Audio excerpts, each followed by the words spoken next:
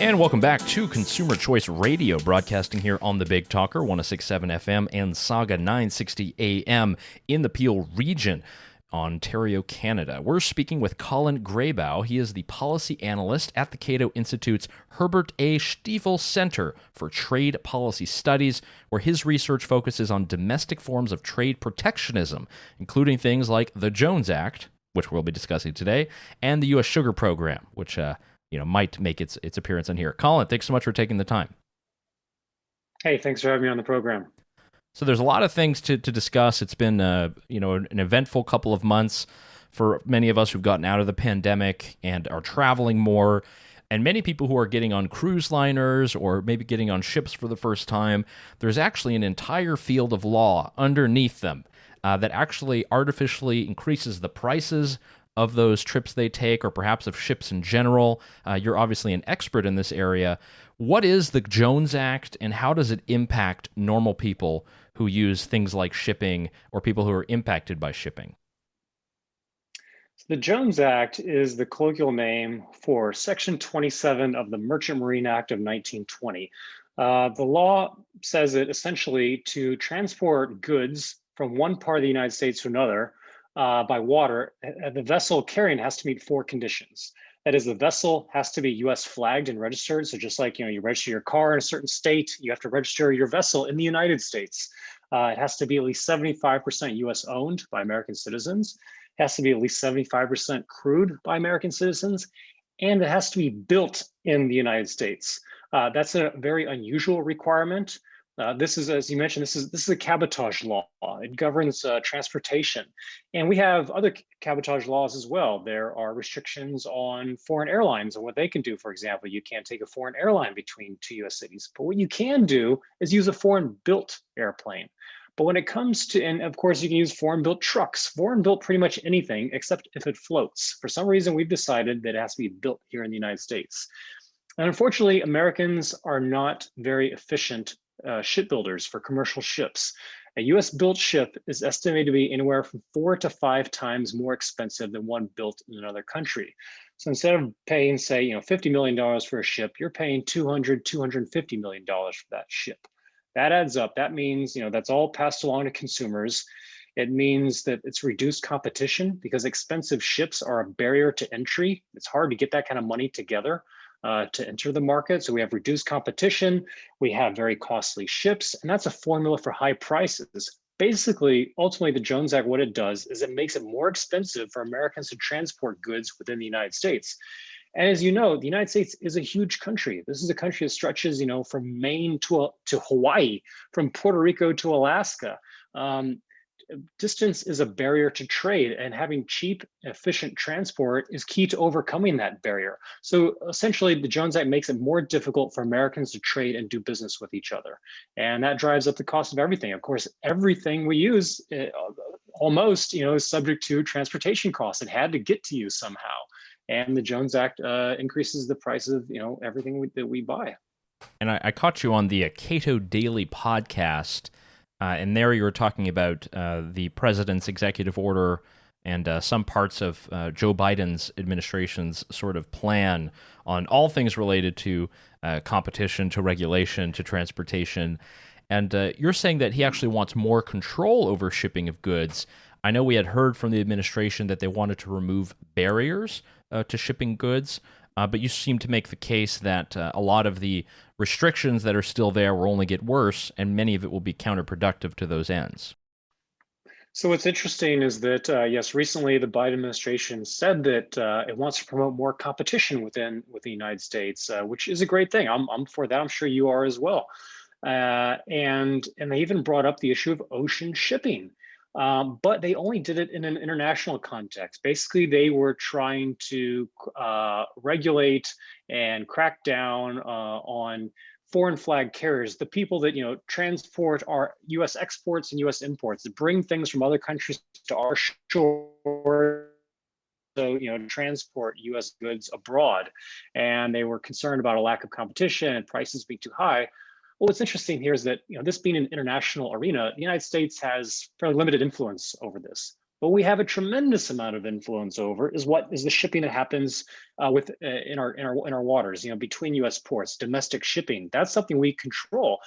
And yet the Biden administration was totally silent on this, which we call, this is the Jones Act market. These are shipping lanes controlled, subject to the Jones Act.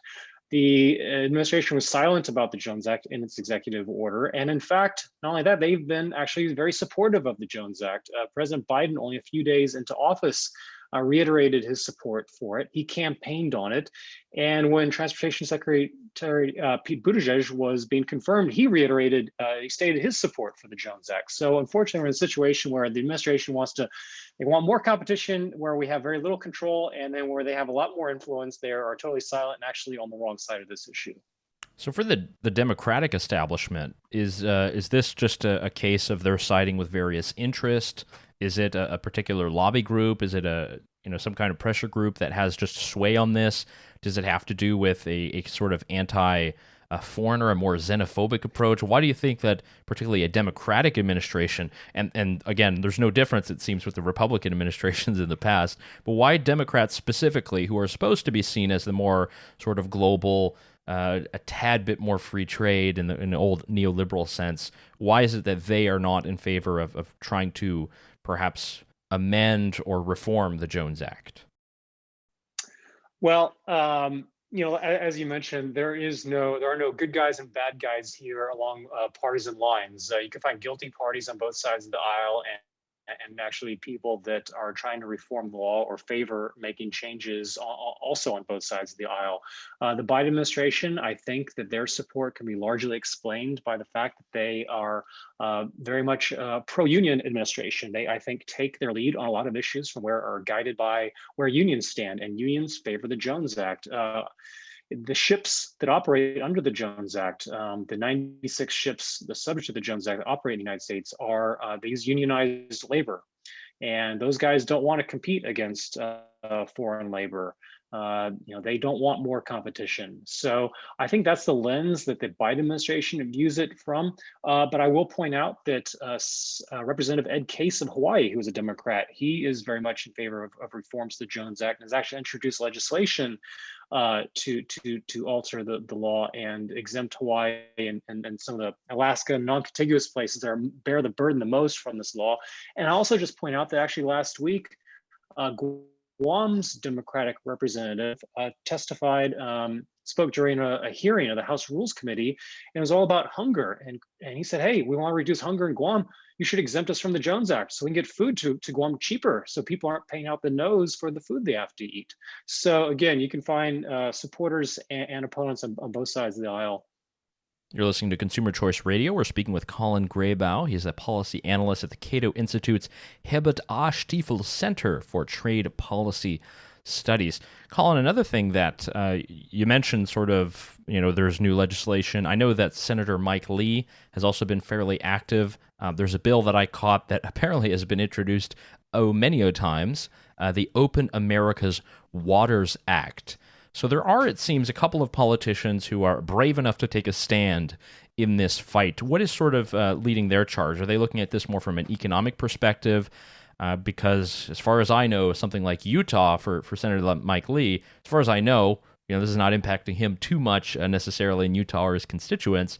Is this a broader economic argument they're making? Is it more about perhaps what the representative from Guam is saying, that it's about people's livelihood and an ability to have food? Because I know that in Hawaii, if anyone's ever been there, stuff is expensive. It ain't cheap. So what is behind sort of the newer political push by some of these politicians? So you're right. We've seen legislation along these lines introduced several times before, currently by Representative Mike Lee, as well as Representative Tom McClintock and on the House side. Before Mike Lee, Senator John McCain was a leading champion of Jones Act repeal and getting rid of this law. And you'll note he's also from a landlocked state. I think that both of them actually I was able to do a podcast recently with Senator Mike Lee, and he was asked about this, and he said basically he learned about it and just thought it was a very bad law. And I think that also motivated Senator John McCain as well. It's a law that produces high costs, few benefits, doesn't make a lot of sense. And something I'll point out here that's interesting is I think a lot of people assume, if they're not very familiar with the law, that probably what happens is the representatives from Alaska and Hawaii show up in Congress and say, guys, we got this law. It's really killing us. Can we do something about it? And the rest of the 48 states say, that's not really a priority. But what's interesting is that, in fact, the congressional delegations, largely, with the exception of Ed Case of Hawaii, are all for the Jones Act. And while the people leading the charge are, again, from these landlocked states with no maritime interests. But that explains why we see this dynamic, is because states that are most subject to the Jones Act or bear the costs of it the most are also disproportionately home to maritime special interest groups that very much want to see this law in place and that are getting rich off of it. So it's an interesting dynamic that kind of speaks to some of the dysfunction we see in DC on a broader basis. I want to point our listeners over to a book that you had published and that you've edited, The Case Against the Jones Act, by Colin Grabow and Inu Manek. This is from June 2020, and you share a good number of essays and arguments and, man, a lot of acronyms and and charts about the different cost of this. And what I do like is that you have some examples of countries where they don't necessarily have this restrictive of a law when it comes to shipping, when it comes to shipbuilding. What are some other examples of places that perhaps do it a little bit better? Is there a country that is just the gold standard that we should really try to strive towards? Or are there other countries that are perhaps a step or two ahead where their consumers are faring a bit better? Well, pretty much every country has a superior cabotage law to us. In fact, in, I believe, 2013 or so, the World Economic Forum, based in Davos, released a report, and they said the Jones Act was the world's most restrictive example of a cabotage law. I think largely, in fact, due to the US built requirement, country in the world that mandates all vessels have to be domestically built. We're the only ones that do that. I want to say of all countries that have some form of that requirement, there may be like 5 in the entire world. And these are small, these are not maritime powers. It's countries like, I believe, Peru and Indonesia that have these kinds of laws, and then the United States. So pretty much any other cabotage law would be an improvement, but just single out a few.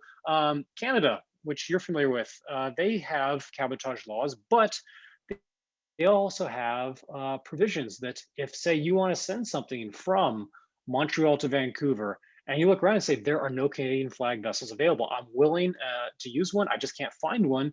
You can apply to the Canadian government for a waiver to use a foreign flag vessel in those instances where there's just no Canadian vessel available. But here in the United States, we don't have anything like that. And that's a real problem because, say, if you want to ship liquefied natural gas to Puerto Rico or send it to Boston, which doesn't have enough pipeline capacity, there are no LNG carriers in the Jones Act fleet. So you can't send it there. You can send US LNG to every country in the world, except you can't send it to other parts of the United States. It's an absolutely crazy situation. And it's not just LNG. You find other products where this dynamic occurs. So, getting rid of that US built requirement, which almost no other country has, would be a huge step forward. Having a waiver system like Canada has to be a huge step forward. New Zealand, for example, they say foreign ships, they can come in and they can do one cabotage movement. Say they can take something from the North Island to the South Island, and then they have to go off and do something else. But they have some ability to do domestic movement. And after that happened, in fact, New Zealand saw the cost of its maritime transport, I think, drop around 20-25%. So there are lots of options and lots of models to follow. And I know you focus specifically on sort of the maritime industry and the various facts and figures there. But as someone who has traveled back and forth between the U.S. and Europe and been around, one thing that I always find interesting is generally with the cabotage laws, and I know that there is a distinct difference between the Jones Act and the general cabotage laws, and you can speak to that. But I'm always fascinated by, in many other countries, just how much cheaper it is to kind of travel around in airlines. And a lot of the cabotage laws, I would assume it's piles upon piles of laws. Are there just a couple that you could point out that make it so that we can't have something like Ryanair go between New York and Miami? Is there a law that we can target, something to look at? Because that's an advantage that anyone who's ever been to the European continent and can hop on a Wizz Air flight, for something that's very cheap, or Ryanair, that's a great advantage. Is the reason that we don't have it because of various cabotage laws in the U.S.? Do you think there are other kind of protectionist elements at bay? What is kind of happening there? Absolutely. We do have cabotage restrictions on airlines. As you mentioned, I'm actually speaking to you from Spain right now. I can, if I want to, you can take Ryanair, which is an Irish flagged carrier, and you can take a flight from Barcelona to Seville, no problem. And it's created a whole, what it's been amazing for tourism here. And there are people that will live in the UK and will jet off to Europe for the weekend, spend a long weekend because it's just that cheap. It's doable, and it shows the possibilities that can be unlocked when you pare these kinds of restrictions back. And US. So obviously we have restrictions on airline cabotage, and then we have the Jones Act that applies to the transportation of goods between two US ports. We also have something called the Passenger Vessel Services Act of 1886, which applies to the transportation of people within the United States. So this is basically the law that governs cruise ships, for example. This is a particularly crazy law, given that we have almost, in terms of large ocean going cruise ships, the kind of thing that most people have in their mind when they think of cruise ships, there's one in the entire country. There's one US flag cruise ship. It operates in Hawaii, among the Hawaiian Islands. We have this absurd situation earlier this year where cruise ships that want to go from Seattle to Alaska couldn't do it because Canada closed their ports. And to get around this law, you have to visit a foreign port at some point. Well, these foreign ships operating out of Seattle, they had no foreign port to stop at because Canada closed all their ports due to COVID concerns. So Americans could not go from Seattle to Alaska and visit Alaska because there was no foreign port. All this law does is divert traffic to Canada. Canada loves this law. It's, they're getting more tourist dollars out of it. And then we also have the Foreign Dredge Act that says if you want to dredge US harbors and help improve our waterways, you have to, again, be American built, American flagged, all the rest. And your European ships providers could do it at vastly lower costs, but we force them out of the market. They're not allowed to operate here. So yeah, these things are pernicious, and you find examples just all over the place. Again, we're speaking with Colin Grabow, a policy analyst at the Cato Institute, here on Consumer Choice Radio. Colin, I will point our listeners over to your Twitter page as well. It is at CPGRABOW. And I want to kind of bring up a kind of parallel, because a lot of economists who focus on the economy, whenever there's any topic that's brought up in the news, they always point to inflation as this big topic. It's inflation that's all encompassing. It touches every matter of policy. Sort of looking at your page, you're able to actually bring up examples where things like the Jones Act and cabotage laws actually do impact so many different sectors of the economy and do impact our lives, and we're not even really thinking about it, nor are we aware. Are there some good examples, perhaps, that you've kind of followed in the recent weeks? I know there's plenty of stuff that comes across your desk, but I have to imagine some of them are pretty atrocious. Yeah, you're right. The Jones Act, again, it restricts competition. I mean, if you want to beat inflation, you need to expand supply. You need to have more supply out there, more competition. The Jones Act keeps out competition, keeps down supply. Makes the supply of ships, for example, artificially low. So that drives up costs. And it's worth asking. Okay, Colin, you've been talking about Jones Act driving up costs. How much are we talking about here?